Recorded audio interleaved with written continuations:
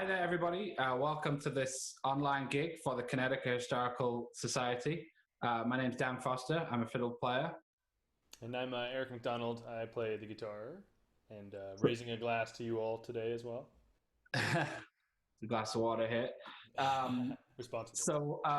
We've kind of decided to team up for this online show to, whilst lockdown is in full effect, and we've got a great set list of predominantly Irish fiddle music for you. We also have a guest appearance of a step dancer, and obviously some songs from Eric. So really hope you enjoy this, and this is kind of a new territory for me for sure, and but it's something that is definitely worth trying in these times. We were very much looking forward to playing outside. Dan and I used to play together in a band called Daymark, and one time we played on the lawn, and we were very much looking forward to doing it. So again, we did all of our tracks outside for this online gig. So you'll see that. We enjoyed the nice weather. It was 90 degrees here yesterday in Montreal. And one thing that we tried to do is to keep it as live as we possibly could, to try and sort of touch on some memories of what it was like to play together in person. So all of the tracks that you hear, we played not together, but live to each other. So we're going to start off, I think, with a set of reels that Dan brought to the two of us. Dan, you want to tell us about these tunes? Yeah, sure. I thought I'd kind of kick off with a fiery set of reels. And first tune is called The White Leaf. I also found another name for it, the Marquis of Tullibardine, who was a Jacobite. I spotted the reel on a pretty fiery album from Sean Maguire, the fiddle player in Belfast, with his 4-star quartet. And then I capped off the set with a take on a fairly common, very standard tune called Farewell to Erin. So I kind of tried to rework that a little bit and see how it went. So hope you enjoy these lively reels.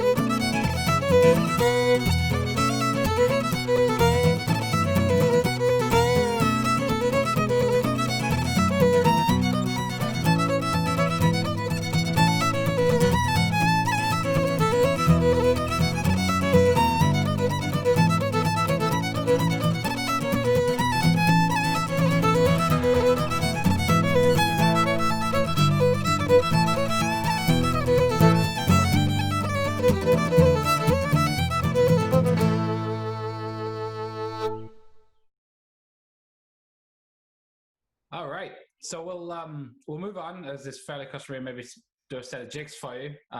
This is a set, the Dancing Eyes set. I picked out a tune. It's fairly well played around, and it's written by Sean Ryan from Neenah, County Tipperary. So he calls the first tune Dancing Eyes. I'm not quite sure what the Dancing Eyes were, but maybe we'll have to try to find out one day.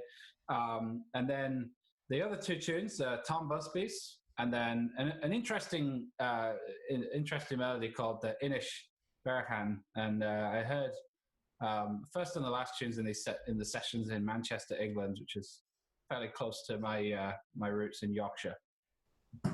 We used to actually play these last two tunes in the aforementioned band Daymark, which was a trio with a flautist and piper and pipe maker and reed maker, Will Woodson. Yep. So this is one of those old sets. Also, we should mention that we did record an EP with that band, which you can buy online. Maybe we'll share a link later on. So for sure. If you enjoy this music, check that out for sure. Here's some jigs for you.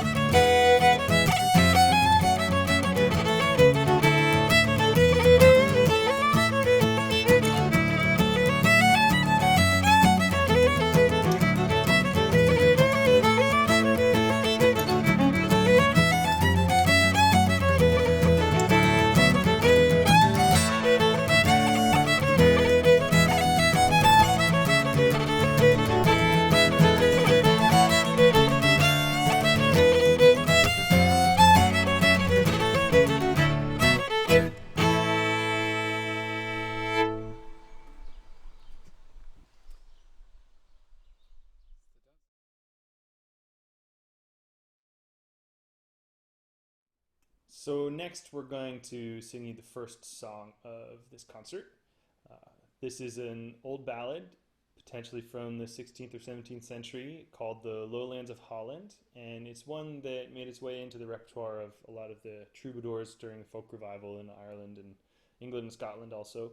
The first version I ever heard of this was by a singer named Martin Carthy, who is a legendary interpreter of songs.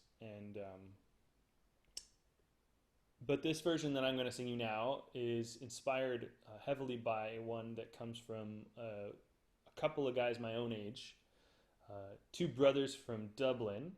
They call themselves Ye Vagabonds. They're incredible interpreters of songs and making them their own, and I've tried to take it one step further and make this my own from their version. So hope you enjoy this song, The Lowlands of Holland.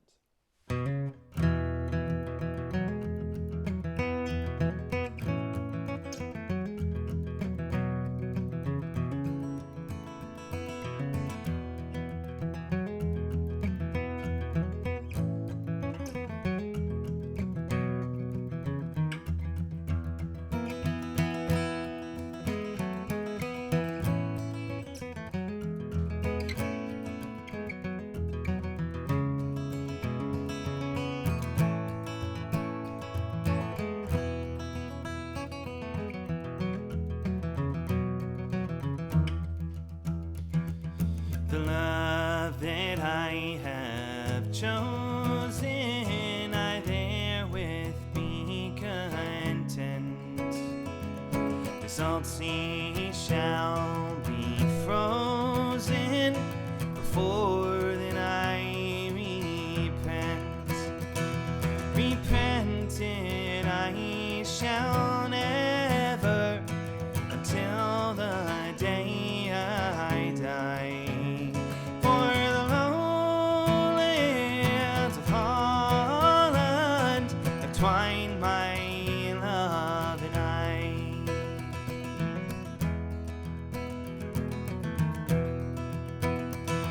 My love, he built a bonny ship, and he sailed her on the sea, with 70 good mariners for to bear her company. But the weary winds began to rise, the seas began to howl. My love and his bonny ship turned with her shins about.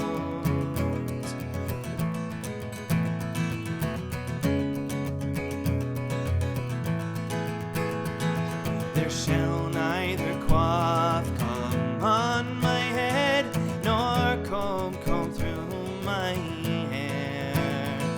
There shall neither shine in my bower mare, nor shall I love another one until the day I die. For the high winds and stormy seas entwine my love and I.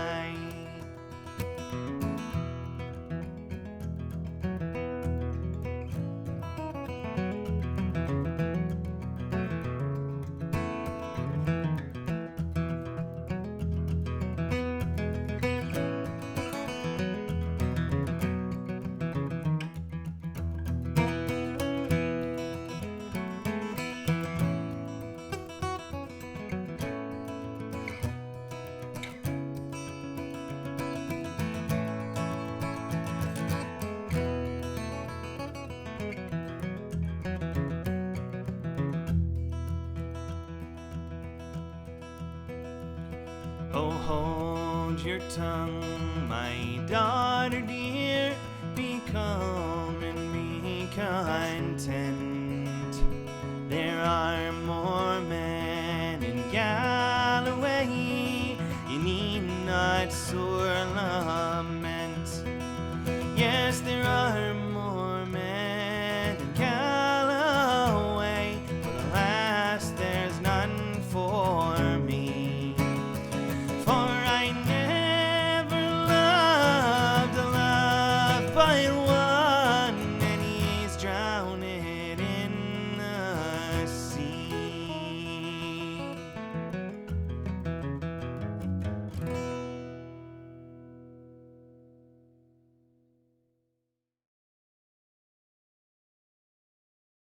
All right, really beautiful stuff there from Eric. So I'll take a turn here to try a solo. I've paired together two tunes very different from each other. Recently, kind of come across this beautiful melody, another song melody, in fact, called "Mountains of Pomeroy." I'd seen some footage of one of my favorite fiddle players, Cathal Hayden from County Tyrone.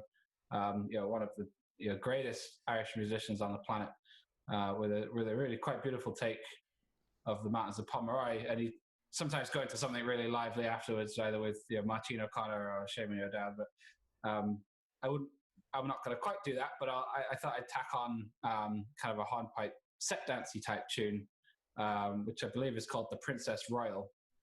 And Princess Royal is an interesting tune. It actually exists in the English Morris tradition, right. But the version that I found here is the kind of the more Irish set dance style, and it's a bit more mellow. It's a bit sad in the minor key. But the Princess Royal is a really fine old tune. It's been around for a long time, and so I thought they kind of go well together. So this is Dan marrying his home culture with his love for Irish music. Yeah.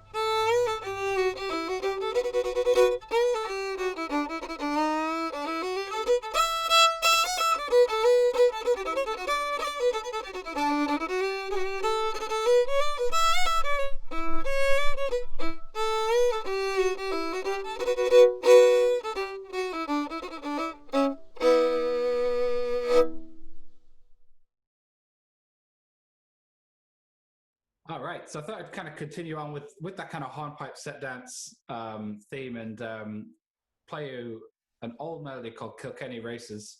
And Kilkenny Races is a very established tune in the repertoire of musicians that play for dance, but also in the choreography of Irish dances all around the world.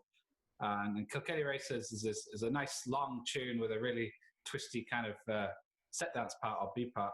And we're really, really fortunate to have an excellent step dancer who is also from Western Mass, Mackenzie, and she dances for an Academy of Irish Dance based in Connecticut called Scoring Calimni. And that's directed by Courtney J.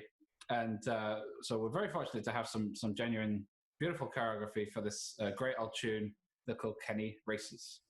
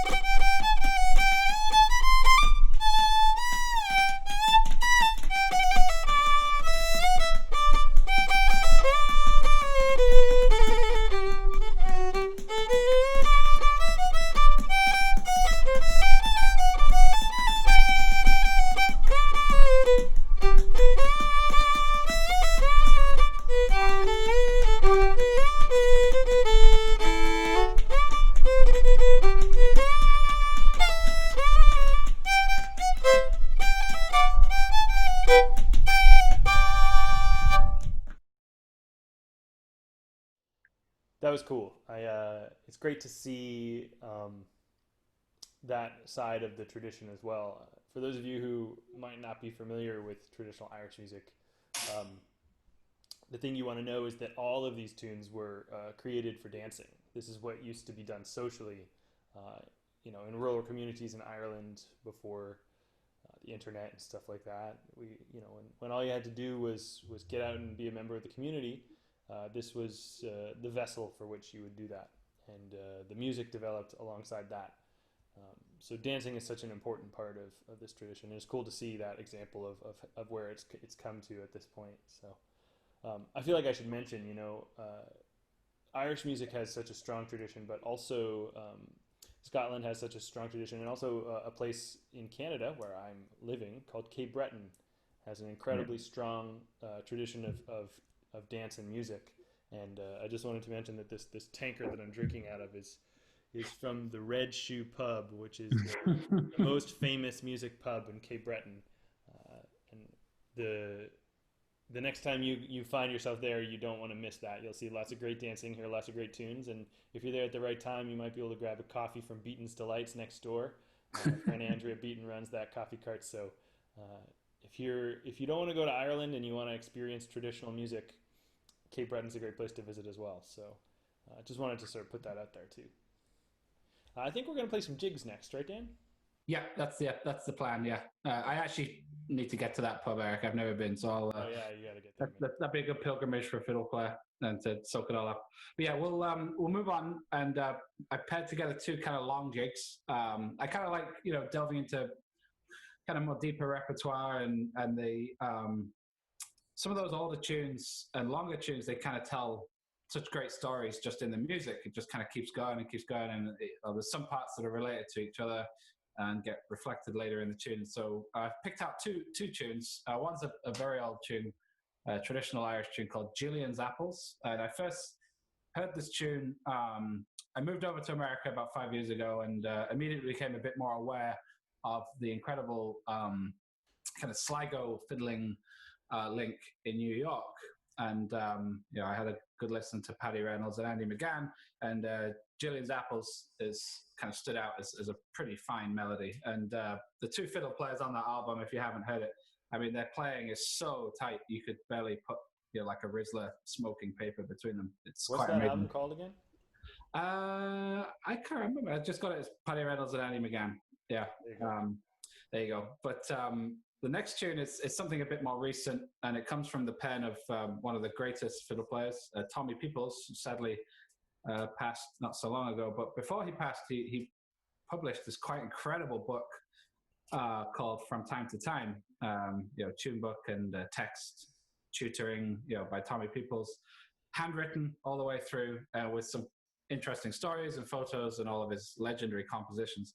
So this tune, the next one is Pat McGinley's, and not as widely recorded as some of his other melodies, but it really stood out.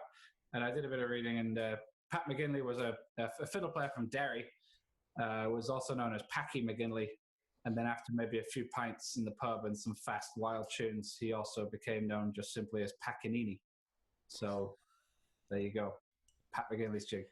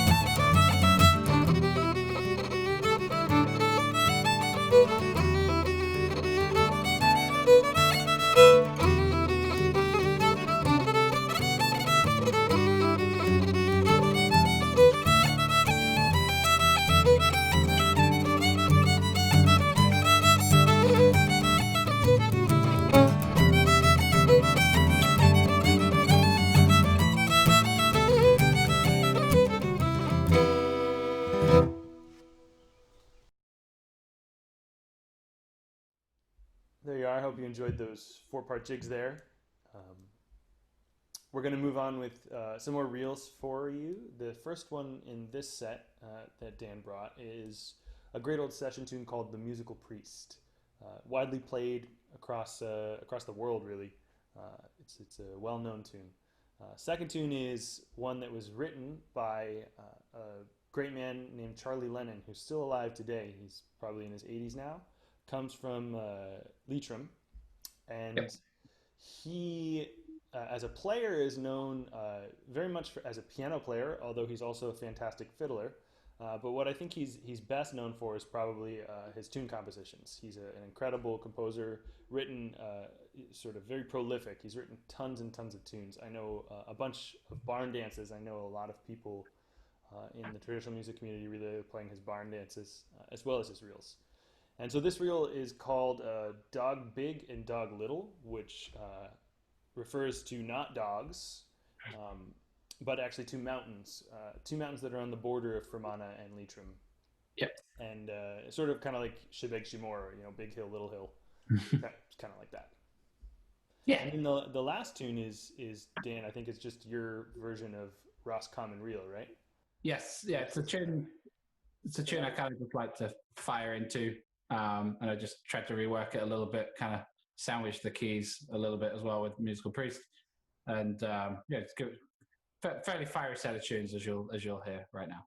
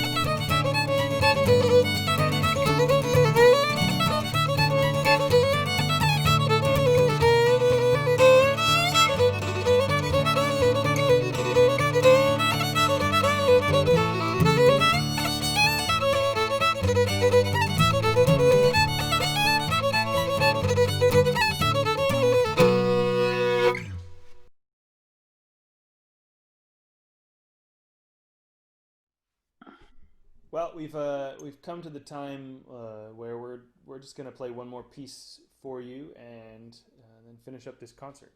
And you can go on with your day, and so will we. Yep.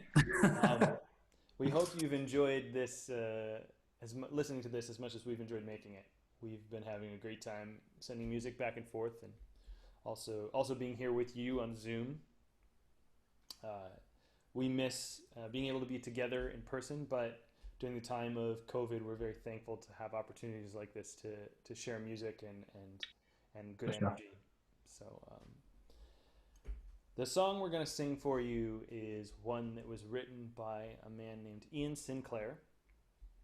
And it's sung by many traditional singers. It's written in a traditional style, sort of, and has made its way across the scene, you could say.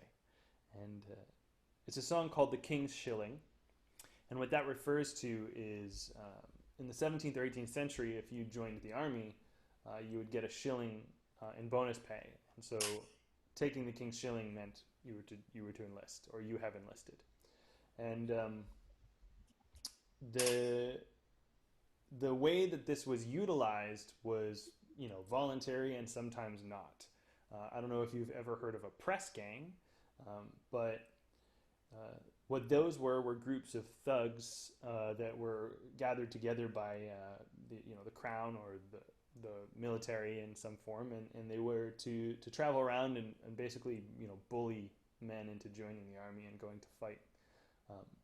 Sometimes it was done psychologically, and sometimes it was physical. Who knows? But one thing that was very common was if you had a shilling that was snuck onto your person, then it could be claimed before a magistrate that you took it of your own free will, and so this was used against young men very often. Yeah, you can imagine kind of just being in a pub and a stranger hands you a nice pint in a tankard, kind of similar to what Eric's drinking out of, except it'd be a pewter tankard, and you'd drain your pint of ale or whatever, and at the bottom there'd be a coin sat there, and that would be where you duped.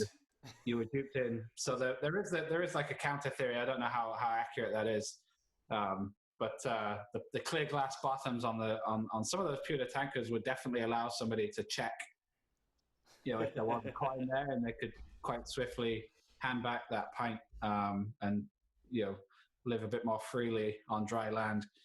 So Eric does a really, really quite spectacular version of this song, and we'll take it away.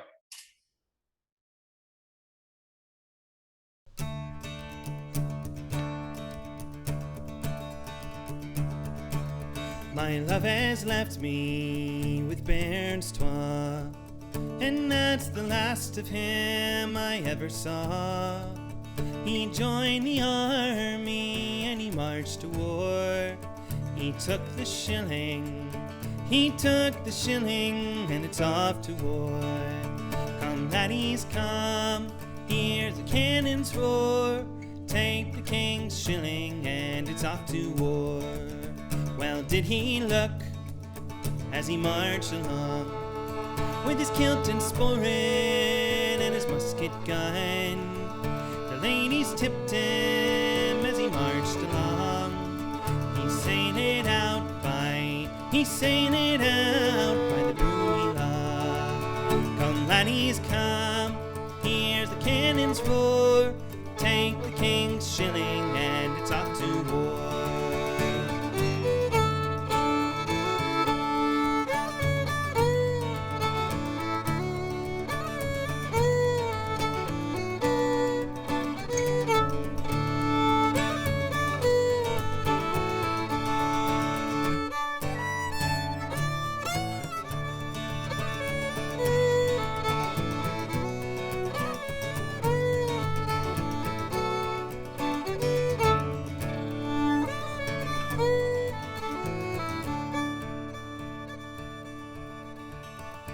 Pipes did play as he marched along, and the soldiers sang out a battle song.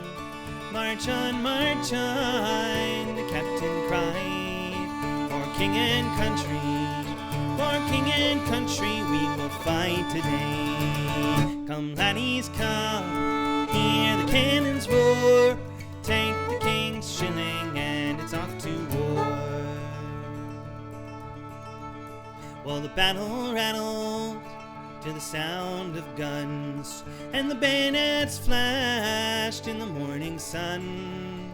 The drums did beat and the cannons roared, and the shilling didn't seem, no, the shilling didn't seem much worth the war. Come, laddies, come, hear the cannons roar. Take the king's shilling and it's off to war.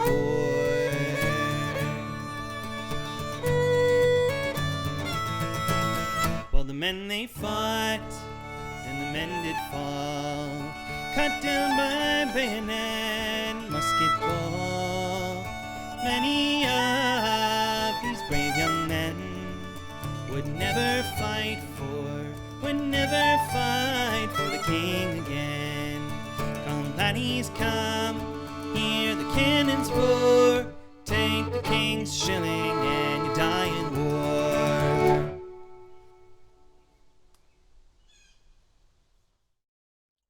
All right, great stuff there. A really powerful song with a very strong anti-war message. So we've, like I say, we've reached the end there. So I just want to say a few thank yous. This has been a great thing to be able to put together in very, very difficult times for live music.